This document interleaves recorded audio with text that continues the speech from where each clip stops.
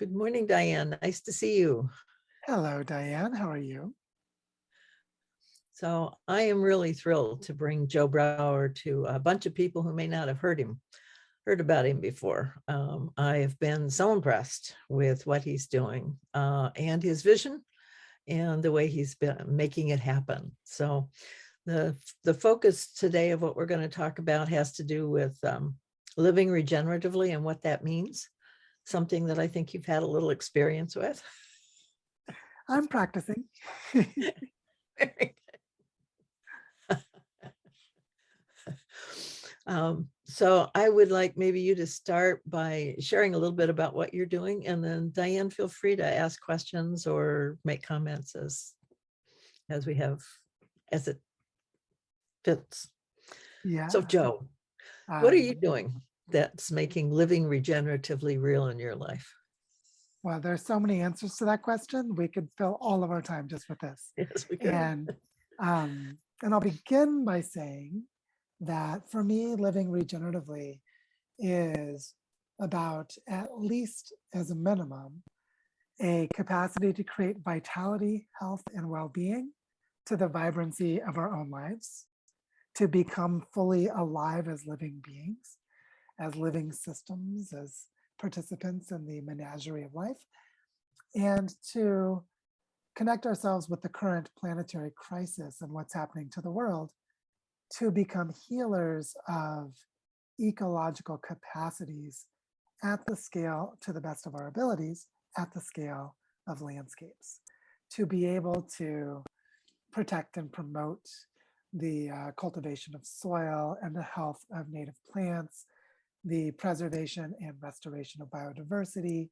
water being clean and healthy as it moves through landscapes, and then all of the ways that this creates health, well-being, and vitality for all members of that community, human and more than human. So for me, living regeneratively is a way of taking seriously what's happening in the world and finding peace, healing, restoration, and big surprise as we go along, innocence and joy and playfulness, and the ability to be surprised by how beautiful life can be in service to life. Wonderful. I'd like to push just a little bit. I was on another call this morning with a lot of business people who are sort of beginning to grapple with some of this. And one of the, difficulties that people have is, and so I'm interested in your thoughts and how to manage understanding reality without being overwhelmed by it. And how important is that? Do we really have to know a lot about the reality in order to address some of the issues? What's interesting about your second question is that children don't. Children don't need to know everything that's going on in the world. They just need to know what it means to be in the right relationship to their immediate context. So children that don't hurt and abuse insects because they think it's fun, but instead actually have an ethical relationship to honoring the intelligence of the other beings around them. And so there's this sense of children just need an understanding of right relationship in their context. For adults, I would say exactly the same thing, except that the way that human culture works can make us very blind to reality, and we can get caught in the smoke and mirrors of our own delusions. So we can believe things like civilizations are good and healthy, even though the historical track record is every single one of them without exception goes into overshoot, ecological degradation, collapse, and death. And so we end up finding ourselves embedded in larger patterns of history where we don't have the ability to discern which context we're in. And so this creates a sort of conundrum, which is that the better we understand what's going on, the more psychological stress and pain it causes us, because what's going on is pretty terrible. I mean, human beings are causing our own extinction. We're creating the foundations for us to go away. And we're offering to take up to 10 million non-human species with us, or possibly more, with the consequences of ecological overshoot and collapse. And we're doing it while deluding ourselves with distractions like Netflix and superhero movies, which let us sort of get off on the fun of imagining apocalypse as just defeating some big, strong bad guy, when actually the truth is we need to go into ourselves and ask deep and profound questions about what it means to be human in times like these. What I found is that the people who are best capable of dealing with our planetary crisis are those who have spent a great deal of time learning about what's really going on, and quite frankly, causing a lot of harm to themselves while this happens, creating isolation, having a difficult time relating to others, feeling a lot of grief and trauma and pain, because the pathway of learning is led by the heart, even though much of the learning is done with the mind. And so it is our love of the world that drives us to stay in the pain of what we learn as we learn more and more. But those of us who do this get a gift, which is we have the ability to do something good and beautiful about what's going on. And so the really interesting thing is our pain is the pathway to our healing. And so those of us who know what's going on, but feel powerless to do anything because we're not connected to contexts that empower us to do what we need to do, are just in a state of anguish and despair. And I think a lot of people can relate to that. But what I found since my daughter was born about 5 years ago, and my family has made increasingly radical choices of moving away from the standard models of civilization, moving from big city to small city to biodiversity hotspots out in the mountains of Costa Rica, to now doing large scale reforestation work in the northern Andes of Colombia, is that the further I go into this journey, the more I discover I can redeem in myself. And I redeem it in part by knowing my context, even though it was decades of pain in the making. And part of this knowing my context is I know what happens when I create supportive environments. For example, today, a friend of mine and I started pulling invasive grass to open space for native plants to come back in. But we're opening this grass so we can dig retention ponds in the shape of a natural river. So we're basically creating a river in a landscape. And because we know what's going on and we know how the world works, first of all, we know it's really important to create rivers and to increase biodiversity, but also we actually can do it. I actually have dirt under my fingernails right now from pulling this grass. And knowing my context means I know what it means. I know the significance of my simple actions. And so the gift that we receive is that when we understand deeply the interdependencies of the world, we find that simple acts are empowered because of their connections to other things that are happening, or other things that will happen in the future. So this pathway of learning and discovering what's going on, painful though it may be, I consider it like a rite of passage to adulthood, and if we're really lucky, to elderhood. And that those of us who don't get there and stay in the immature adolescence of consumer market capitalism are going to be really confused and have a lot of pain and miss out on all of the joy of regenerating landscapes. So it's sort of a meandering answer to your question, because we could talk again for like 4 hours about that question, but I hope it gives a container for where we go next. I want to push a little bit on your thoughts on civilization. And this has been something that I've been mulling over in my own mind a lot. We're so many of us that are working on the regenerative path have a real affiliation and really feel compelled to bring forward a lot of the indigenous wisdom and the indigenous way of being with the planet. And so when I think from the Western perspective, it kind of feels like there's a movement to go back to, well, not just nature, but to farms or to tribal living or that kind of thing. And I think there's sort of a resistance to that from people who are not familiar, who haven't chosen that path in this life, who want to do things other than dig ditches and plant plants. So what would you have to say to sort of bring them along or to give them a place, even if they're not out creating rivers?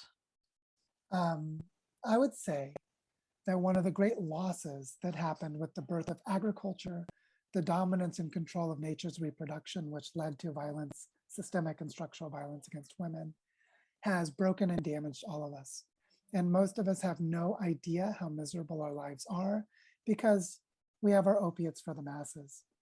We have our sugar and our alcohol and our distractions, and we have no idea how much pain we're in because we're numb all the time.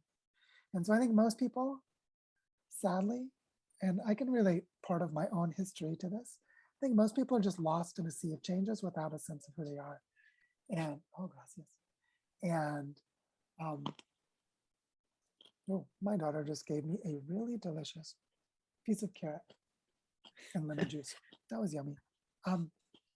What I found is that one of the most important things about the indigenous lifeways is the ability to relate to the sacred. Mhm. And Yes. like my daughter just taking a moment to give me a piece of food and me stopping this conversation to receive food from her because my relationship to my child is sacred. This ability to create moments of intention and connection is what indigenous lifeways do. Yeah. Ooh, this one has salt. Thank you. I'm gonna eat the second piece of carrot. That's so yummy. And what I found is that in my own studies of cultural history, and I think this is really summarized beautifully for those who are curious, to get a brief overview, to find Michael Dowd's work and the videos he posts on YouTube about what it means to be pro-future. And to be pro-future is to have a sacred relationship to the present as if the future matters. So the river is sacred. Why is it sacred? Because people in the future need that water healthy or else they're going to die. So if I care about my children or grandchildren, it would be good for me to have a sacred relationship to that river if I'm going to stay in the place where the river is. And this fundamental, very practical, biologically real and scientifically verified point of view is a basis of the cultural lifeways of indigenous people. And so what's interesting about saying this is that when I was living in Seattle and loving all the great coffee shops and all the wonderful restaurants and the multiculturalism and talking with people from all over the world with beautiful advanced educations, I became hollow. I became empty. I needed that next really good espresso or that next really good French pastry to just give me a sense of pleasure, to boost me from the emptying and the hollowing out of my whole life, because I was getting caught up in the inhuman and unnatural scale of modern day cities. Contrast that with where I am now, where I get to spend most of my days in a 6.5 hectare community reforestation project, playing with my 5-year-old daughter while I'm digging ditches for water retention, planting or watering trees in our tree nursery, and feeling the presence of bees and wasps and beetles and birds and lizards. And my life is filling up with humanity. This is what's so surprising about civilizations. The civilizations are premised on the separation of humans from the rest of nature. And they're grounded in agriculture, which is the dominance and extraction of reproductive patterns of landscapes. That's what agricultural literally is. And if you've read your James Scott, those of you who know the book Against the Grain, to create those agricultural systems requires large-scale slavery. And all civilizations are based on enslavement of large parts of their populations. Look at the corporate workforce today, a bunch of corporate minions enslaved to economic debt. So what I found is that there is a freedom, a liberation, a sovereignty, and a love and depth of relationship that is possible outside of civilizations that most people have no clue about because they've never really experienced it. And when I notice that, at the place I am in my life now, where I'm intentionally, on a daily basis, cultivating these relationships while restoring native forest and working to bring rivers back to life, is that not only does that sound like this dream life, it is a dream life that more people could have. And more people could have it by thinking more deeply and feeling into what kinds of relationships they really want. And this question about civilization is so interesting to me from a historical point of view because I think in large timescales. And I'm very aware that all civilizations in history happened during a very unique climatic period known as the Holocene, which is a 10,800 year period of warm, stable climate that began at the end of the last ice age and ended, well, according to the current official definition, in 1950. But the understanding of the people who have termed the current ecological age or geological age as the Anthropocene, or the time dominated by human consequences, is that we left the geologic era. We left the planetary context in which civilizations were possible. We have no historical data in the context we're moving into that tells us that civilizations are even possible. Large-scale agriculture may not be possible with the changes to the planetary system. And so those who stay in civilization are going to be on for a bumpy ride because they're not going to understand how deeply the world has changed. I say this not to convert people from civilization, but to acknowledge those of us who feel like we should be suspicious of civilization, that we're right to do so, and that there's a better life for us if we just keep going down that path. And if that path takes us to sacred relationships with landscapes and local ecology to restore and heal what is being destroyed by the current global civilization. So I'm saying it in this way because I don't care about persuading or convincing anyone. I'm way beyond that in my own healing process. I don't feel the need to speak to the masses. I'm comfortable turning off 90% of audiences. I only want to speak to people who get it. I only want to speak to people who understand what's going on and are ready to make the changes that are called for. Because like I said, I have a 5-year-old daughter and I know what the future looks like for her. And if I don't do what is needed now for her future, I'm a derelict father. So all of us are in this context now where we need to be grown-ups and be really responsible. And that's why I'm very comfortable saying, civilizations are in the wasteland of history. Sorry, fact, deal with it. And if you're not ready to deal with it, you're not going to deal with the world as it's happening. And I'm sorry, but that's going to be rough for you. And it's not my job to fix it. But for those who get it and are looking for something different, then we can talk about what we can do about that. But I'm not simply being a provocateur or trickster here. I'm trying to just speak honestly and from my heart. Because we're actually in a time of entering a mass extinction event. If we enter it properly, humans are gone, along probably with all mammals. And so we're dealing with things on such a scale our human minds cannot wrap themselves around it. And so as we sit in a context as real and powerful as this, I'm not going to debate and be fickle about whether civilizations are good or not. I'm going to say that there are 0 sustainable cities in history. We have 0 evidence of any of them ever being sustainable, because all of them are built on extraction of other landscapes. Degradation over there to build up over here is not sustainable. And that all of the sustainable lifeways happen to have been, in the past, all of them were indigenous. Not all indigenous lifeways are sustainable, but all sustainable cultures we've ever seen have been indigenous. These are simply the facts. So what do? We're moving into a future that's different from the past.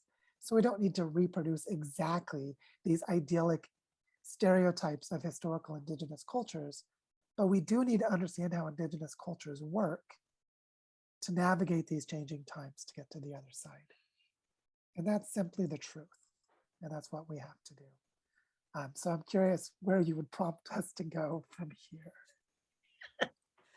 Well, I think the wisdom of the indigenous is so invaluable. And one of the fears I have, and I haven't talked to indigenous people, so I'm not speaking for them, but I'm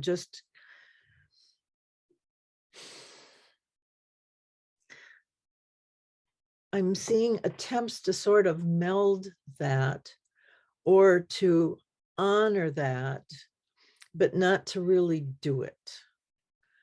There is such a profound shift to be really connected and to live the reverence that it's just so hard to do when you're going to your job and you're going to the supermarket to do food. And, I mean, it's just really hard to feel and to find space, to be in even an appreciative space, let alone a reverent space. People touch the ground so little. They live in a house, they walk down cement to the car, they drive on a road, they go into a building. They don't put their feet on the ground at all, for long stretches of time. So it's hard to find ways in a civilized space to touch the earth in ways where you really can express and hear express back to you the mutual appreciation that really is inherent in the land. Yeah, there's something I want to explore with this because it has now been about a little bit less than a year and a half that I gained the ability. I'm not sure exactly where it came from, but I can now listen to land, and land Mhm. speaks to me. It doesn't Yeah. speak to me in words. Land doesn't have a human language. But in August of 2020, I visited a piece of land and I felt the pain and the degradation and the destruction. It was a heavily degraded and eroded piece of land. And when I reached down to touch it, what I felt, and not in words, it was a feeling, but it was very clear, it was, you may help me. You have permission. You may help me. It was just a feeling like I came to this piece of land and I felt its pain. And it was like, you can help me. And what I felt was, I want to help. And so I took pictures and I posted them on Facebook. I said, look at this piece of land. I really want to liberate this land from colonial private land ownership that led to its destruction. I want to regenerate it and bring native forests back to it. And then without asking for anything, friends started sending me private messages. And within 24 hours, I had received $10,000 in promises to help buy this piece of land. And that started me on a journey. I began crowdfunding and working with the team at Earth Regenerators that Catherine, you know so well. Beautiful planetary network of people who are really trying to make their lives regenerative. And we ended up raising $50,000 and buying this piece of land and setting up an advisory council locally for a regeneration fund in this territory. So this listening to the land has led to, we're now regenerating this land. And a few weeks later, I visited another piece of land where the neighbor was saying, we heard chainsaws, they're cleaning the land. Cleaning means cutting everything down to parcelize it and sell it for housing development. And I live in mountains and canyons of the northern Andes. So when they're cutting down the forest here, it's a terrible thing because this is a unique and solitary type of ecosystem that exists nowhere else on Earth. It's called a high Andean tropical dry forest, and it's the only one in existence. So when people are cutting down the forest here, it is a big deal because it's already more than 90% deforested. It's nearly an extinct ecotype. And so I went to the land, and I went to the land with an open heart. And I just went there and I sat in a place of quiet and said, in my mind, just not out loud, in my mind, I said, I'm here. If there's anything you'd like to tell me, my heart and my mind are open. And I started walking around on the land, quiet, listening, watching. And then I heard a voice. I knew it was a delusion. I knew it was a hallucination. I knew I was imagining it, but I heard a voice. And the voice was in a language that I didn't know. And it only spoke just a call out, like an exclamation. And the feeling I had, because I didn't know the language, was, I see you and it's okay that you're here. The feeling was, hey, I see you over there, like that kind of a feeling. And the way it felt was that it was an indigenous person. But I live in a place where the genocide was absolute and the indigenous people were wiped out. And so to hear this voice for me was a way of saying the land has said it's okay for me to be here. And I know this was just in my mind, but I felt it and it felt real. It felt important. And so I began a process that has culminated here a little more than a year later that we're negotiating to buy this land with money gifted to us to set up an ecoversity for the territory and to bring a dead river that used to run across it until the 1970s, to bring the dead river back to life. And with the campesino farmers that live below, who have serious problems with water, half of the houses don't have any water that gets to them at all, that we can create permanent water security for them by regenerating this land. I'm telling you this because as I started letting myself listen to land, the land spoke to me. And I grew up on an industrial chicken farm in Missouri. Now, I have an Indigenous history because I'm human, and all humans have an Indigenous history. All humans come from Indigenous backgrounds somewhere. But I'm a lost child. I'm a lost child. I don't know my Indigenous ancestry. It probably went away between hundreds of years ago and a few thousands of years ago. I know my mother's family comes from Italy and my father's family comes from Germany.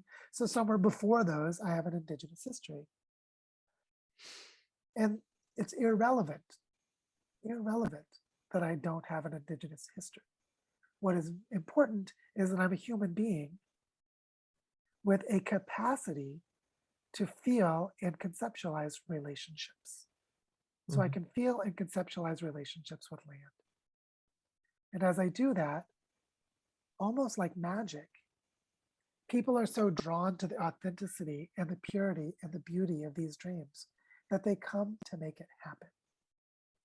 So I had someone a little more than a month ago offer to give me $120,000 in cryptocurrency. And now we're negotiating the purchase of this piece of land. So this ability to connect and relate can have transformational real consequences. Yeah. When we start to believe, not that it's possible, a lot of evidence it's possible, but we start to believe that it's actually a good thing to do, that our lives are better, so that we can do it. Okay. Is there anything you wanted to ask before you go? Really quick. Yeah. Got it. Quickly, how to make the transition, because with all these people on the planet, once we get everybody to understand the ball game, which I'm sure Catherine and I understand what you're talking about and would love and totally support everything and would live like that as closely as possible. How do we, because it's really nice to have Zoom, for example. There are some things that it'd be really cool to keep. How do we make that transition? How do we move to the next level? Personally, I've got ideas. There are things that I think we can do. We've got to keep really tuned into the magic. That's what I've put there. Keep on with the magic. Yeah, this is a great question. And I'll give the concrete and very practical answer of what we're doing, which is that we're using what is known about pro-social groups, how to create groups that are harmonious and altruistic and cooperative and generous, and how to create the psychological capacities of people to be in them and maintain them. And we've learned a lot about this. So the pathway that we're taking is creating pro-social groups. And those pro-social groups regenerate us individually and together. And as that happens, we have a crescendoing of capacity to be able to do more. And it creates social supports for life changes. Yeah. So as we make the changes, now we are in supportive groups. And this is all very simple and very powerful. And very simple. Yeah, I agree. I do have to go. I do apologize. But I agree. I think share. If we all care and start sharing the caring and caring the sharing, that's going to be a way forward. Lovely to meet you. And lovely to see you, Catherine. Thank you for having me. Bye. Sorry. No worries. Be well. So I love and that in a way, what I'm hearing actually is an answer to some of my earlier questions too, of how to engage people, just bringing them back to relationship and teaching them giving them opportunities to work together, to be together, to learn how to do that in a way that doesn't make people want to run for the hills or hide from the pain they're feeling or the way they've taken something wrong, or all the ego traps that we get into, is a step forward, no matter what. I mean, it's good work, no matter what happens. Yeah, it is very important as a foundational step for any other changes that we might make. Yeah. And also, those of us who are what I like to call collapse aware, who get that we're in the midst of a planetary scale collapse that's been going on longer than any of us are alive. For example, biodiversity loss is tracking Yeah. back more than 100 years Yeah. at a planetary scale. That as we start to create these nurturing social environments and healing ourselves, we discover reservoirs of inspiration because human beings are incredibly resilient. And so it's almost like we've been drugged and strapped down and we can't move. And we have all these feelings of restriction, except that they're sort of not exactly self imposed, but they're sort Yeah. of self reinforcing within the context we're in. That when we enter a nurturing environment, for many of us, it feels like the first time. And this has happened in our learning journeys on Earth Regenerators, that people say, I've never been in a place where I'm with these strangers, but I feel so connected and close, and I feel like I can talk about anything. Mhm. This doesn't happen for me at work. This doesn't happen with my wife. You know, people have all kinds of contexts that it doesn't work in. And so when they find themselves in these nurturing contexts, it feels so strange and new and beautiful. But this is actually a natural human way of being. Yeah. Humans are very good at being in nurturing groups. We just need cultures that support them. And so as we create the cultures that support them, we rediscover aspects of our humanity. And one of the things I discovered over the years doing strategic framing work and strategic communications and movement building with social movements, and it was a very slow motion discovery, was I discovered, first of all, that almost all activism, or possibly all activism, is based in trauma. And because of propaganda and information warfare, most activism today is intentionally manipulating people's traumas to get them to make reactive steps instead of proactive changes. Mm.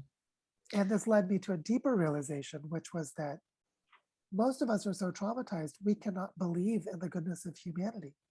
So we can't see what we're actually capable of doing. Mm. There was something you said that we are so caught in, I've lost what you've said, but there's one of the foundational things I think that keeps us stuck is this distractive quality of our life, that we're somehow protesting instead of actually solving. As you pointed out, I've never been comfortable with it. I don't see any point. I mean, outside of saying this is horrible, I don't know what it does. We saw millions of people worldwide say, don't do this. And still they did it. So it's like, it's not real, it's a waste of energy, but it makes us feel like we're doing something. So it gives us an excuse for not doing anything in a I have way. a really concrete example of this. Where I live, water scarcity is a big problem, mainly because we get rain in large events, heavy rainfalls, and it's steep slopes here, so it all runs off into the river really quickly. So if we did good water retention and put it back in the ground and recharge the aquifers, we'd have plenty of water. It rains enough that there's plenty of water. But the management of water is terrible. So what happens is people get really stressed out and they complain and they say, someone should do something about the water. Yeah, and it's somebody's fault. And when they all get stressed out, what do? They drink a beer, they distract themselves. One thing I saw during the pandemic was people cheating on their partners and doing all kinds of bad things because they were just looking for pleasure diversions and really Yes. not taking things seriously. I think there were a lot of stressors during that time. So it's, in a way, very understandable that that was happening. But you know what I was doing? I had a flashlight and I had a pickaxe. And I had a place right above the town that I could walk to in 5 minutes. The same reforestation project I mentioned earlier. And when it rained, no matter what time of day, and during that time it was raining mostly at night, I would take my flashlight and my pickaxe and I would go dig contour swales and I would direct the water into the ground where the trees are. So while a lot of people were complaining about the water and doing nothing, I was the crazy guy going off in the middle of the night with a flashlight and a pickaxe. And so this difference, the difference between feeling and sensing the problem and not having agency to take action. Yes. Notice anyone else could grab a flashlight and a pickaxe, but no one else did. So they didn't have the agency for action in their own psychology, inside themselves. There was no one stopping them. It's not like it's physically hard to go out in the rain in the tropics. I live at the equator. It's not that cold. The rain actually feels nice, even in the middle of the night. You just get used to it. It's like, I'm wet, whatever, it's not cold. And it's not like when I lived in Seattle and it was cold. It's not cold. And it actually was enjoyable to go out in the rain and get this refreshing vibrancy of being awakened and doing physical work, which made my muscles feel good and gave me good blood circulation and good oxygen flow. I actually felt good doing it, even though it was a little uncomfortable because I'd get wet and it was the middle of the night. But the key thing was, it continues to be, do we cultivate the capacity to take empowered action? Or do we distract ourselves and not go to the root of what's causing our pain? Because it turned out for me that by taking that pickaxe and taking that flashlight, I was healing myself by digging ditches in the middle of the night. I felt better about the drought when I was able to do something about it. And in the following months, a slow motion transformation occurred. Word started getting out about the crazy gringo covered in mud digging ditches in the bioparque. And people started saying, who is this guy that goes out in the rain and puts water on the ground? And then they started to like it. It's so inspiring what that person is doing. I wish more people would do that. I'm still pretty much the only one that goes out and does that. But this again is about that empowerment and agency. The difference is very practical and very profound.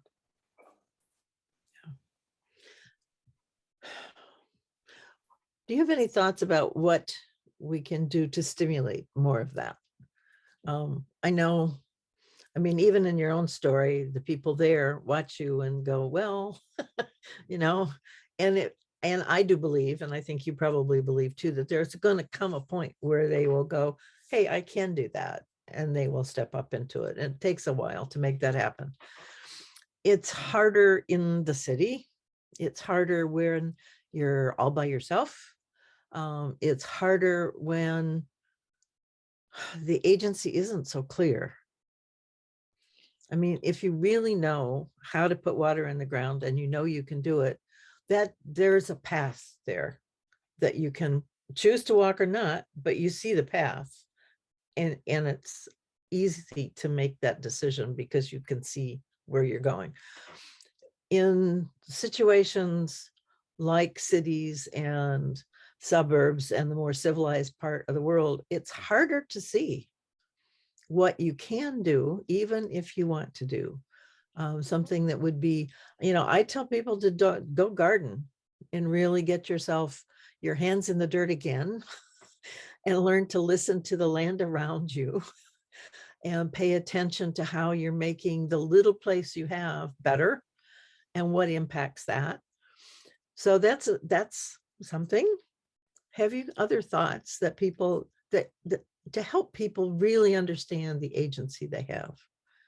Well, one of the most important things for taking these kinds of actions is the belief in a good future. Like, if I do this, will it actually lead to something good? Yeah. It's a motivational drive in our psychology. And what I've found is that to believe in that future good, I need to have a community space. It's not private land and it's not public land. It's not government regulated land. It's not land that they tell you what you can and can't do. It's land that is commons. It is land that is shared and managed in common. and that you can go and do things on. I was able to take my flashlight and pickaxe because there's the Bioparque Moncora, which is this 6.5 hectare community reforestation project. And I have a relationship with the 2 elder women who started it. And they welcome me. They're very glad I go there and do work. So as I was digging these ditches, they were celebrating it. So I was able to take actions that can have cumulative repeating benefits simply because they continue to exist after I make them. And I'll contrast this with another example where there was a part of the street right above where we were living during this time that had a lot of gravel, and the gravel up during heavy rains would be washed down to the street below. So I started building water diversion systems on the side of the road, just in that little block between one street and the next. And it actually stopped the erosion and was starting to grow plants. But that land is owned by one of the wealthiest families, and they decided they wanted to turn their mansion into a bigger mansion. So they brought heavy moving equipment and bulldozers, and they cut down and tore up and destroyed everything on the side of that road and built a big wall and they cut down all the trees, and they destroyed my water retention systems. And then I walked by there one day with my daughter, and she said, "Daddy, they broke your ditches." And I said, "Yes, I'm sad about that, but there's a lesson here. I should only build beautiful things in places where the beautiful things can stay." And most people live in cities, which means they cannot take these actions. They'd get arrested or fined. And even if they take them, someone will come and quote, fix it and change it. And so we need places where we can do this. And because most of us are so trapped in the restrictions of civilizations that there's no place to do it. And for those people, they're going to go mad if they don't escape, to leave those places and find places where there are common land, community spaces, where they can go and do work that has a sense of permanence, that if they do it, it creates a better future. Yeah. And this basic piece is so important and yet so difficult to find that it's important to start searching early, because it might take a while before people get there. Yeah. And it takes a while to make the changes that need to be made too. So yeah, it took us a while. It was a multi-year process. So yeah. getting to this place where we live in Barichara, Colombia was a multi-year process. But when we arrived here, it was like, oh, wow, I have a peace of mind inside of me because I can always go back to this place and heal this piece of land, no matter what else is going on in my life. And it's just incredible. So it's worth the search, even if it takes a few years. Very good. Very good. So how do you see where you are in Colombia developing? What do you think the future looks like there for what you're doing? Right now, we're in a really interesting, I would say, like a pregnant moment, a moment where there's a huge amount of potential and possibility. Because after we created our Barichara Regeneration Fund, gathering together about 15 leaders of local regenerative projects, people who get their fingers in the dirt and do things, that we started the process of creating a territorial scale foundation that can receive money from the outside and pass it to local actors within the community and enable them to have coordinated and long-term support. And this led a few weeks ago to an event which we called Seed Funds of Social Weaving. We had this transformational event with about 120 members of the community. And this is a village of 8,000 people, so that's actually a big number to have 120 people. And we had this powerful experience of social connection. And then last weekend, one member of the organizing team and myself were invited to Santa Marta, which is another territory on the Caribbean coast, made famous by the Kogi people, for those who know the Kogi people are. And we went there to convene with representatives of 7 bioregional territories in Colombia, each of which, including our own, are creating territorial foundations. Oh. And so we're creating a network of bioregional foundations across Colombia while creating our own. And as I mentioned, we've raised the money to buy this piece of land to set up a learning center. So what's happening now and what I see coming in the future is an increasing connectivity of the people to the ability to dream together about a better future for our entire territory, which is on the scale of 500,000 hectares. For those who Wow. don't know what size that is, that's like 50 miles across, and like 50 miles north to south and 50 miles east to west. It's an area that's pretty large, which also Yeah. happens to be the size of our regional climate system because of the shape of the mountains and the canyons here. And so we're talking about regenerating an entire territory and creating a parallel or a different kind of economy. And I believe that not only is it possible to do here, but that we must do it here so others can see how it's done. So what we're doing here is not simply the crazy guy with his pickaxe and his flashlight. There is a movement underway. And there are a lot of projects that were here and happening even before I arrived. And the sense of conscience and connectivity is becoming visible and socially real. So we're right in a moment of transformation. And what I feel is that this is going to continue and strengthen as the global crisis becomes more intense. Are there other places in the world other than South America where this is happening that you know of? There are places all over the world that are doing different versions of this. For example, I know of projects in the Gulf of Maine that are doing this, and projects in the Sacred Valley of Peru, and in the Carpathian Mountains in Eastern Europe, and projects like this in Vietnam, and in Bali, and in Bangladesh. The thing is that they're happening at the territorial scale, and they're not relevant to the discourse of the global conversation. So the global conversation has no idea that this is happening. And what these are cultural seeds of regeneration, Right. that we hope will survive the intensifying collapse of the coming decades.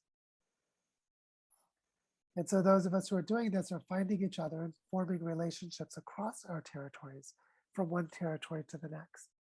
And this is building on a bioregionalism movement that's at least 50 years old, a back to the land movement that's even older, a permaculture movement that's of a similar age, and other similarly oriented movements like systems thinking and complexity science, the ecological worldview, that are all connected to the same movement. And so what I see happening is, just like with a human birth, it's dangerous for the human mother, it's dangerous for the baby. And it feels miraculous when it happens. But also there's a logic to it, and you can see it coming. And what I sense is that this regenerative renaissance is happening, it is inevitable, and it will be born. We just don't know if it could survive its early years of collapse of the global system and collapse of planetary ecology. And we need to make it as strong as we possibly can to survive what's coming in the next century, so that this can become the seeds and the roots of the regenerative cultures that live for centuries beyond. Wonderful. You have a beautiful vision. You really do. One of the few people I know that truly have a global vision. Yeah, it's really fantastic. Thank you. I We're also so doing it. appreciate. Like we're really doing it too. That's the thing. Yeah, And it's time. yeah, it truly is.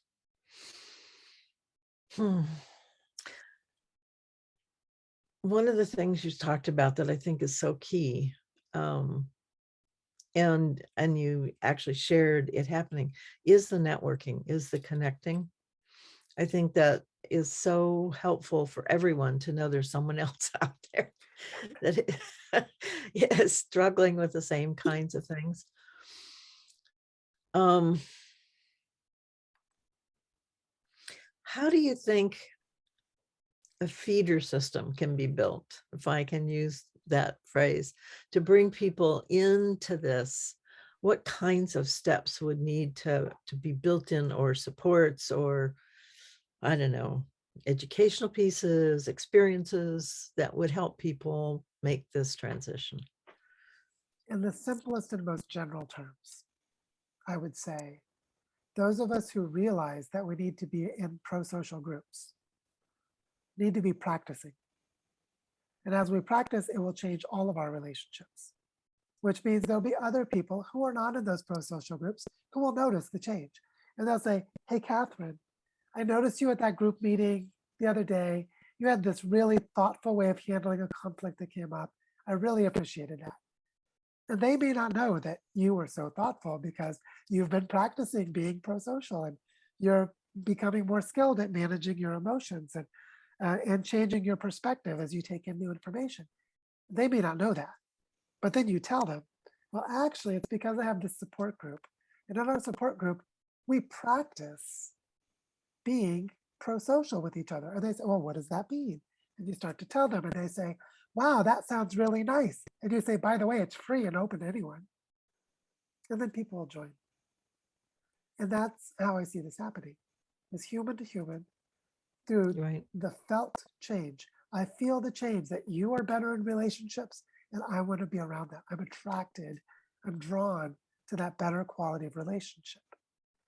And that's how I see this happening. And then we just go on the journey together. Then someone might lose a spouse or lose their job or decide to sell their house or inherit money and have an opportunity and decide, you know, I've got the social supports and I've been practicing being good at making decisions and focusing on what my intentions are and what I care about. And right now I feel like I need to go and participate in a permaculture project in Costa Rica. And you, as their friends, say, I'll support you as you do it. You won't be alone. And you know what? They're a lot more likely to go. Yeah. And so that's how I see this happening. It's exactly like that. Wonderful. Well, I know you're certainly doing your bit and have built a really wonderful platform to make all those things happen that you've been talking about. And it's very exhilarating to see what can be done and to see people doing it. And even more to participate in doing it. Like, Yeah. to find the ways we can. Yeah. I have some people who just donate money to our crowdfunding campaigns, but then realize that they're following the story, but they feel like a participant. And that changes their relationship to what's going on. Where at some point, they may surprise themselves by decisions that they make. Yeah. And so they are part of the journey because they feel part of the journey. And they're invited to join the journey in any way that is appropriate to them. So I anticipate that people will surprise me by showing up here.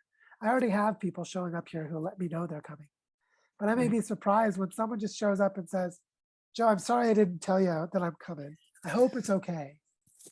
But there was this night, this dark night of my soul, and I knew I had to make a change, and I just felt like you were the person I should talk to. And if someone showed up on my doorstep that way, do you know what I would do?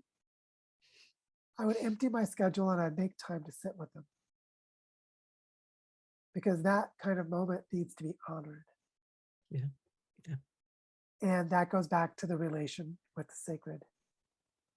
Human beings answering the call of their hearts is sacred. And the more of us who do it, the more of us are going to feel what it feels like to be in the sacred by listening to our hearts and doing what we know we need to do, which requires some courage, the ability to handle some uncertainty, the ability to go out of our comfort zones, and also to not go so far out of them that we become dysfunctional, to take it slow and take small steps at the same time. It's paradoxical, but to do both. Yeah, and the ability to trust ourselves. I mean, it's, you said several times that, it was just in your mind and it's not real and all that kind of stuff, but that's actually not true. That is where the reality is. We so dis what we experience. We so dis what we hear in our minds. Oh yeah, I thought of that, but yeah, I didn't. Instead of really seeing, understanding that that's how the sacred shows up and trusting that. One thing I can share related to that is that the foundation of my regenerative work is a daily stretch routine. I have a stretch routine that combines some yoga, some martial arts, some dance movements, some breathing and meditation exercises. And I do it every morning. And I do it partly because it just makes me feel good and I'm much healthier and better when I do it. But these days, when I'm holding and managing a lot of changes, it's like at a survival level. Like I could not manage this without the ability to connect to my body. Mm. And what's important about the ability to connect to the body is if you pay attention to your body has a lot of intelligence. Mhm. And your body will tell you things like, for example, I don't feel loved and I need to feel loved. That is real. That Mhm. is true. Or another is, I have love to give and I need a place to give it, Mhm. right? There are various things like this. And people will find it through connection with their bodies, through some mindfulness practice. And I think this is really important because our minds are, as any Buddhist practitioner will tell you, are like reaction boxes, making stuff up all the time. And that is really important because when we can calm ourselves and sit in a deeper place of listening, we will hear truths. Yeah. And those truths will guide us. Just like if I say, I have love to give, it's not that I need love. Oh, I realize now it's I have love to give. How did I realize that? I stayed with this long enough to get clear. And if we take the time and slow down to get clear about what our bodies and what our minds are telling us, we'll cut through those distractions and we'll see what Mhm. is consistent and we'll see what it means and we'll feel the emotional quality of what it tells us to do. And then from there, we can take action. And we can prepare for this in our basement, on our sofa, in bed at night. You don't need to travel to a monastery in China to do this. You need to go into yourself to do this. So I completely agree with you. And I feel like this is the way. This way into the knowing places of ourselves is the way into the world.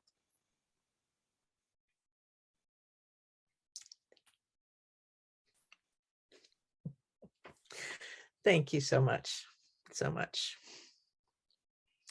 Yes, you have You're great very welcome. wisdom. Great wisdom. Yeah. The best part of it is, yeah, I've read this wisdom in many places, so it's not new. What's different is I'm doing it. And that's Yeah. the difference for all of us, is Yes. doing it and discovering that it really is wisdom in our experience, experiencing it as wisdom. Yeah. That's Yeah. an opportunity for us. I think there are thousands of people actually in this space now. That's why people haven't gone back to work. They've sort of been awoken to, it's not working. That's not what I want to do. They don't maybe know the next step, but they're really looking. And they're open maybe for the first time in their life to hearing options that they weren't available to them before. They couldn't hear. And anyone who's listening to this that feels like you're looking, please join Earth Regenerators. We're close to 3,400 members, of which several hundred are very active. It's typical that a large part of the group is part of the population is not. But the people who are really active are beautiful, supportive people. And we have created a culture that is regenerative. And it's absolutely beautiful. And we are preparing space to receive more. Very good. To receive more people into these nurturing environments, to co-create them with us and to practice doing it so that more and more of us can do this. So Well, that's earthregenerators.org. earthregenerators.org will get you there. Yes, that's a very good website to use. Okay. Very good. Thank you very much, Joe, for your time. Thank you, Catherine. Okay. Thank you.